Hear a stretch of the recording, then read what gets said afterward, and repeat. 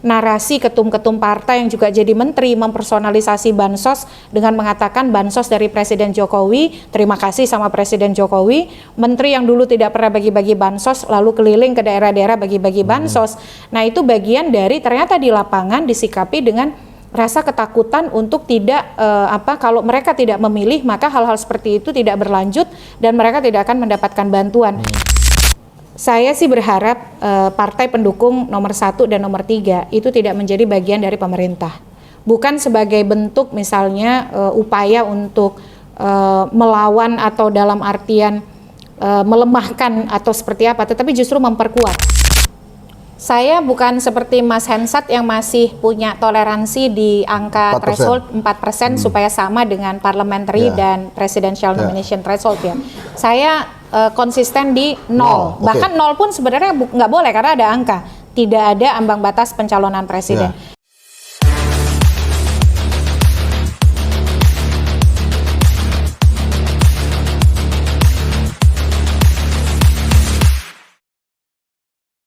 Podcast zaman sekarang tuh nggak usah kenal-kenalan. Ini lagi di briefing nih. Nggak, tapi ini gue kenalin nih Mbak Titi Anggra ini Dewan Pengawas ya?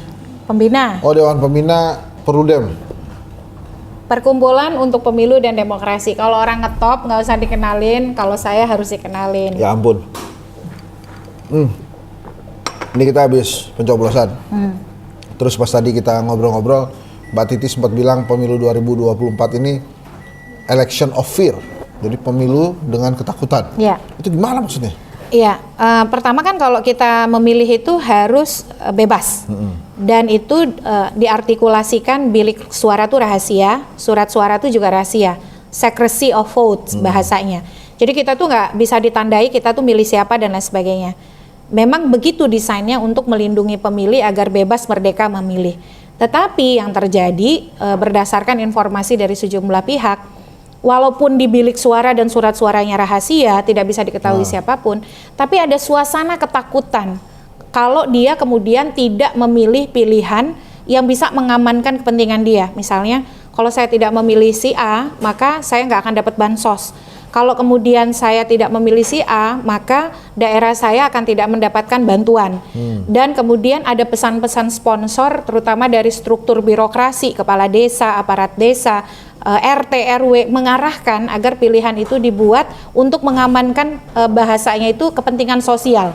Jadi bukan hanya soal kepentingan saya nih, tapi kepentingan sosial. Oke deh, kamu pilihnya beda, tapi kamu pikirin dong kita. Kalau kamu nanti milih beda, nanti kepentingan kita bisa terganggu. Jadi itulah yang disebut dengan election of fears tadi. Tapi juga itu masuk karakteristik yang disebut dengan manipulasi terhadap pemilih. Jadi dia memanipulasi menggunakan politik ketakutan. Dia menggunakan pendekatan rasa tidak aman, rasa ketakutan.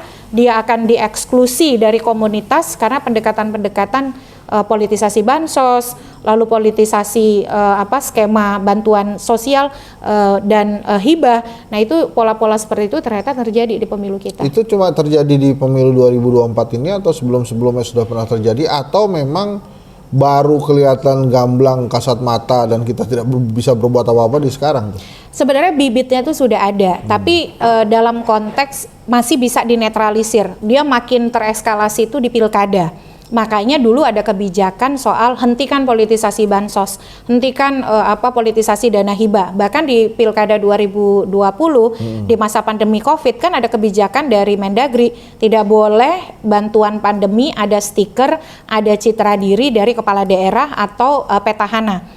Nah, itu tujuannya adalah supaya tidak menimbulkan rasa takut orang untuk bebas memilih karena dia merasa dia tidak akan dapat bantuan. Tapi di 2024 ini data kan menunjukkan ada peningkatan bansos yang jauh lebih tinggi daripada masa pandemi COVID-19. Narasi ketum-ketum partai yang juga jadi menteri mempersonalisasi bansos dengan mengatakan bansos dari Presiden Jokowi, terima kasih sama Presiden Jokowi. Menteri yang dulu tidak pernah bagi-bagi bansos lalu keliling ke daerah-daerah bagi-bagi bansos. Nah, itu bagian dari ternyata di lapangan disikapi dengan rasa ketakutan untuk tidak kalau mereka tidak memilih maka hal-hal seperti itu tidak berlanjut dan mereka tidak akan mendapatkan bantuan. Tidak semua orang seperti kita yakin betul bahwa suara dia di TPS itu tidak akan diketahui. bagi masyarakat awam, terutama mereka yang berada dalam ketergantungan ekonomi pada kehadiran negara, mereka merasa bahwa tidak ada jaminan suara mereka itu nanti tidak akan ketahuan. Apalagi kalau misalnya di daerah itu suaranya tidak sesuai dengan pilihan kekuasaan, kan mudah ketahuan. Dan itu dampaknya diklaim akan juga berpengaruh kepada bukan hanya dirinya, tapi struktur sosial di lingkungan dia, begitu. Nah itu yang bahayanya. Nah itu terus kan pemilunya sudah terjadi. Hasil versi quick count juga sudah keluar. Terus kemudian menurut Mbak Titi sebetulnya ada fenomena fear of election, election of fear ini. Nah ini bisa dicegah nggak atau memang ya sudah walaupun ada indikasi election of fear, ada dugaan election of fear, ya memang hasil pemilunya ini harus kita terima demikian gitu. Iya. Kalau cara itu kan ada dua, ada proses politik, ada proses hukum. Walaupun politik akan berujung hukum juga. Nah proses politik itu bergantung kepada partai-partai yang ada. Apakah mereka misalnya akan menggunakan jalur-jalur politik atau yang kedua mekanisme hukum. Saya sendiri tuh pesimis soal mekanisme hukum. Karena kenapa? Kita sama-sama tahu kondisi Bawaslu kita sama-sama tahu kondisi Mahkamah Konstitusi kita. Ya akhirnya tanpa bermaksud harus pesimis, memang akhirnya gantungan itu adalah pada masyarakat sipil, pada media, dan konsolidasi di antara kita sambil di saat yang sama menekan partai-partai politik untuk ambil jalur yang mereka bisa gitu.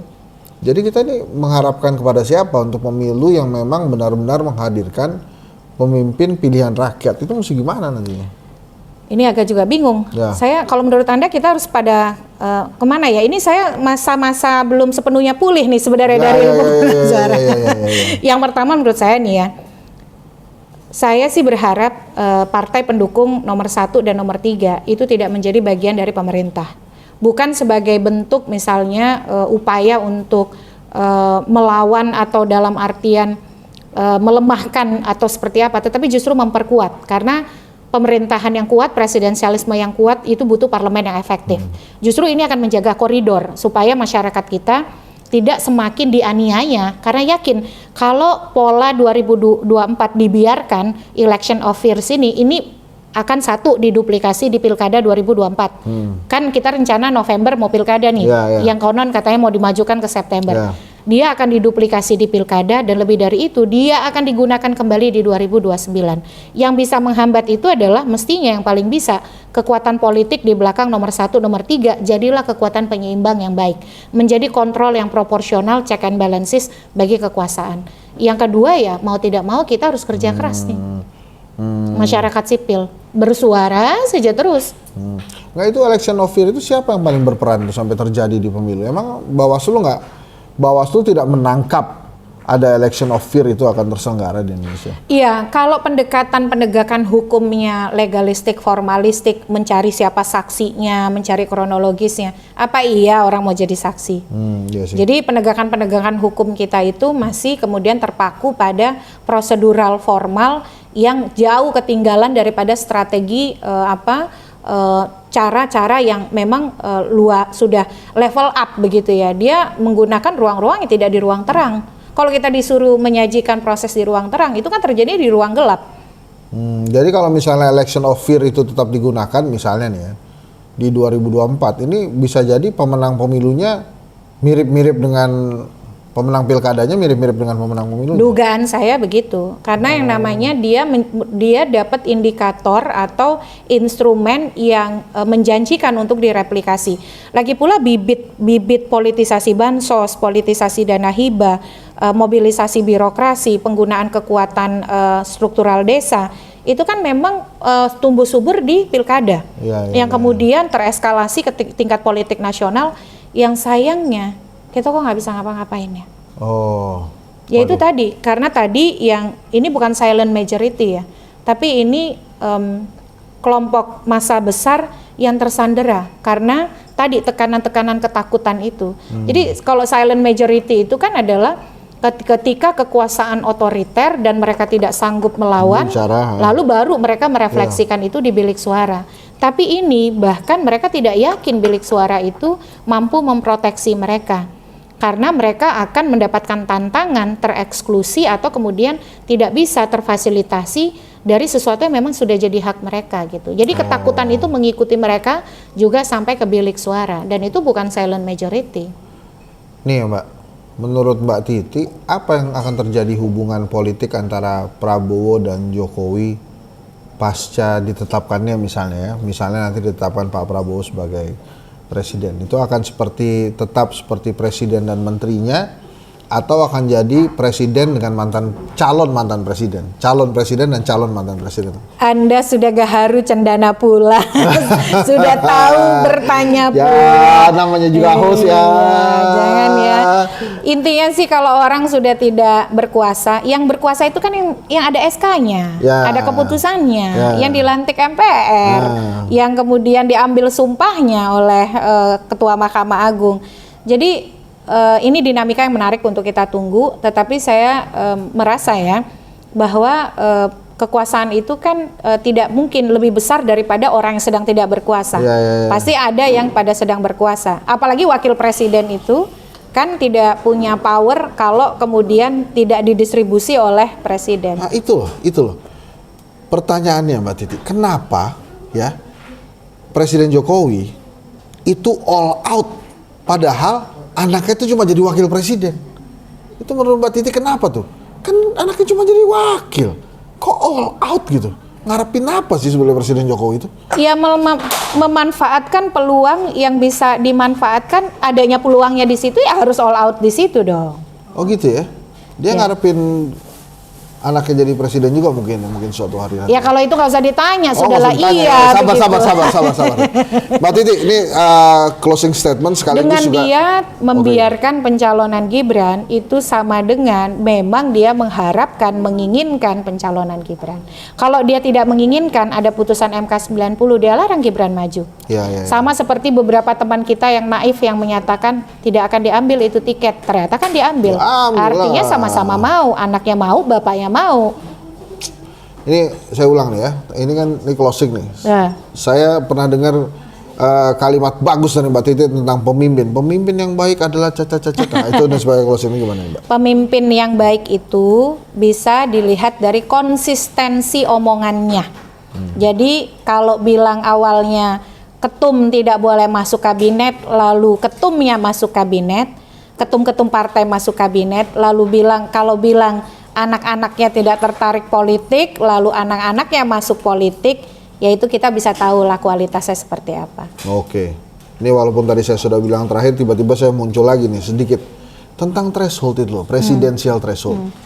Menurut Mbak Titi, haruskah presidensial threshold itu diubah? Misalnya jadi 0% lah, atau misalnya kalau enggak 0% sama lah dengan parliamentary threshold 4%, sehingga partai-partai politik yang masuk ke DPR itu bisa mencalonkan calon presiden sendiri.